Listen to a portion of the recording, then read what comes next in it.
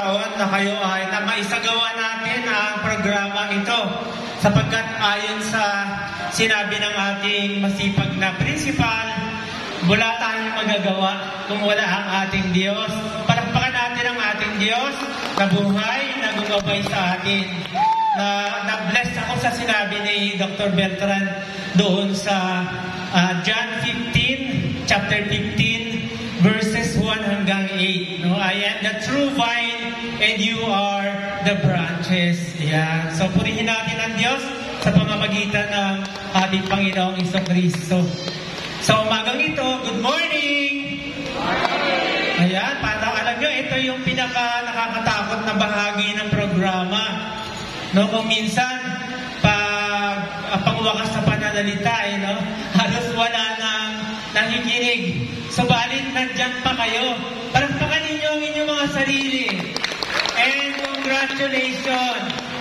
Ayan, alam nyo, kagawad, Dr. Bertrand at si Rani, sa lahat ng mga narito, ako po ay napis na kinakabahan eh. Kasi tumayo ako dito ng matagal pagkatapos tinawag agad ako. Yung aking ko, di ko nasasabihin, hindi ko alam kung saan ko na ilagay. No, hinahanap ko sa aking bag, wala naman. Pagbati muna, siyempre, sa ating masipag na principal, alam nyo, noong ang principal na ito, noong po siya ay nasa Mambugan National High School. Ito po ay napaka-hands-on. Kapag meron kaming community mapping, kasama namin siya. Sama-sama siya. No, kahit pawisan, ganitong oras, walang payong-payong, basta suot sa mga community. Totoo po yan. Pagkatapos, kapag hinahanap namin ang mga huwarang mga mag-aaral, kapag end of the school year, kasama din namin siya para puntahan yung mga bahay-bahay ng mga nominado. At kapag kung saan siya naroon, palipat-lipat, siyempre ganyan po talaga ang buhay ng mga naglilingkod sa paaralan, ay talagang nangingibabaw po ang kanyang pangalan. At dati, nung siya ay nasa barangay, nasa Mambugan National High School, ayaw niya patawag na doktor.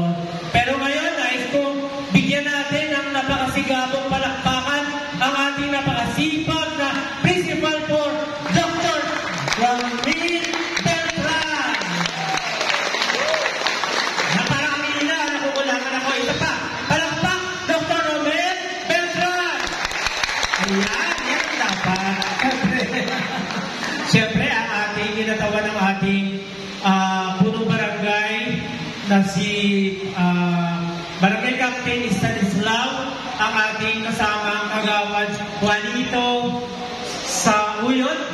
Tama na yan. Tapakan natin, hindi kayo pumapalakpak ha. Meron nagbibiro kapag hindi kayo pumapalakpak, kayo ay pagpapanain. Siyempre, yung ating National Multi-Awardee bilang mobile teacher, sabi nga ni Ma'am Gloria, siya po yung nagpasimula talaga. At nung ako'y dumating sa alternative learning system noong 2009, actually, simula po ako noong 2004, ang tawag pa namin dito ay literacy cum livelihood. Ayan, nandyan siya. At talagang hanggang ngayon, hindi po nagbabago. Hindi rin siya tumanda.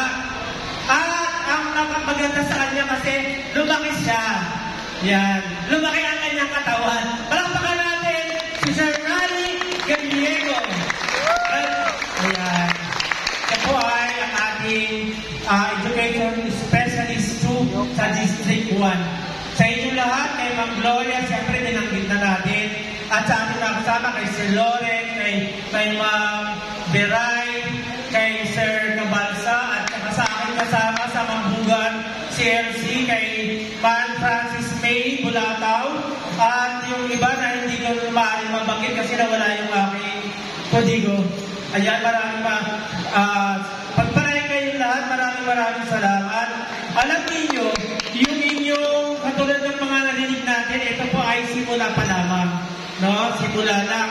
At sakaling kayo po ay nakapasa doon sa National Accreditation and Equivalency Test na ginanap noong January 26, 2025, kung maaari po, ang pakiusap namin palagi, huwag po kayo mag-enroll sa private school. Pero hindi namin sinabi na hindi sila maganda.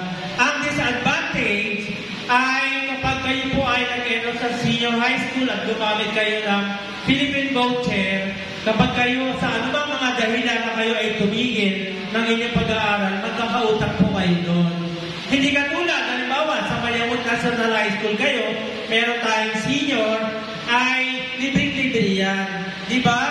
Pagkatapos, nag-open pa si Sir Bertrand na as senior dito po sa Mayamot National High School.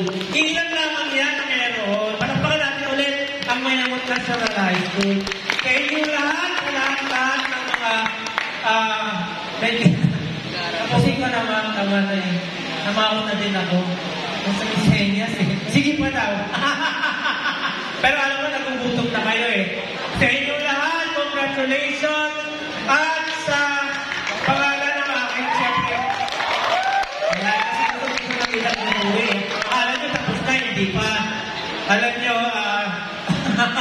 kilala ako sa pinakamahaba magsalita sa aming barangay. Pero ngayon, pinakamaikli na to. Sa ngalan po na aming Kapitan Marlon Singapan, at siyempre sa aming barangay administrator, kay Ma'am Lourdes Singapan, sa kanilang suporta sa lahat ng mga programa ng Alternative Learning System. At siyempre, sa mga bumubuo ng ating division sa Department of Education